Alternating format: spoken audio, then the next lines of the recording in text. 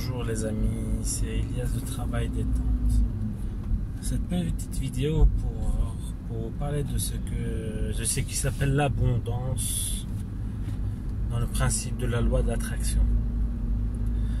Donc l'abondance est un sujet très important de la loi de l'attraction car ça permet de déceler l'état du processus en cours, c'est-à-dire si demain vous voyagez dans un autre pays, eh ben, il y a un critère d'abondance qui viendra dominer et donner une caractéristique à l'environnement, au process.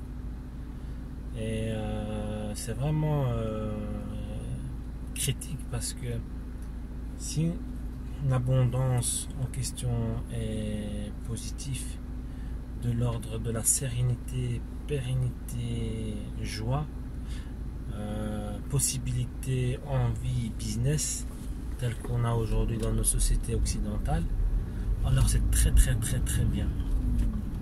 Par contre, on peut aussi avoir de l'abondance, mais de l'abondance négative, c'est-à-dire par exemple dans un contexte de guerre,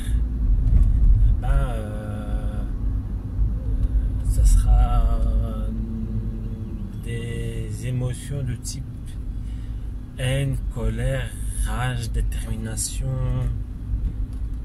qui prédomineront et qui d'ailleurs ne cesseront de s'enrichir par le principe d'émission-réception en plus fort. Donc c'est vraiment un critère important. Et d'ailleurs, c'est aussi un critère qui s'applique à l'environnement, et c'est aussi un critère qui s'applique à la personne. Une personne, elle a toujours un critère d'abondance. C'est-à-dire, une personne, quand elle naît, elle va à l'école générale jusqu'à arriver à l'université, durant laquelle elle va se professionnaliser. Et durant cette professionnalisation, elle va devenir expert et être abondante en information, en émission par rapport à ce domaine. Par exemple, expert avocat, expert architecte, expert kinésithérapeute, expert informaticien.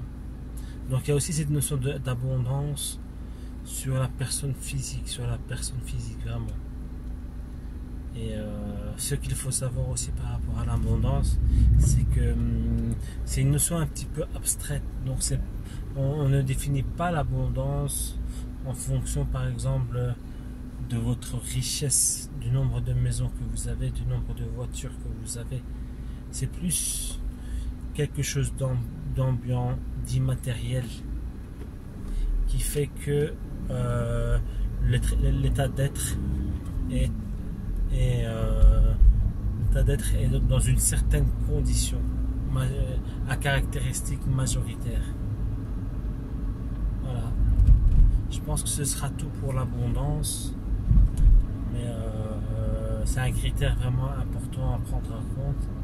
Et je vous invite, quand vous voyagez, à voir quel est le baromètre de l'ambiance au sein de votre destination. Merci, c'était Elias de Travail Détente. Un conseil, un sujet sur la loi d'attraction.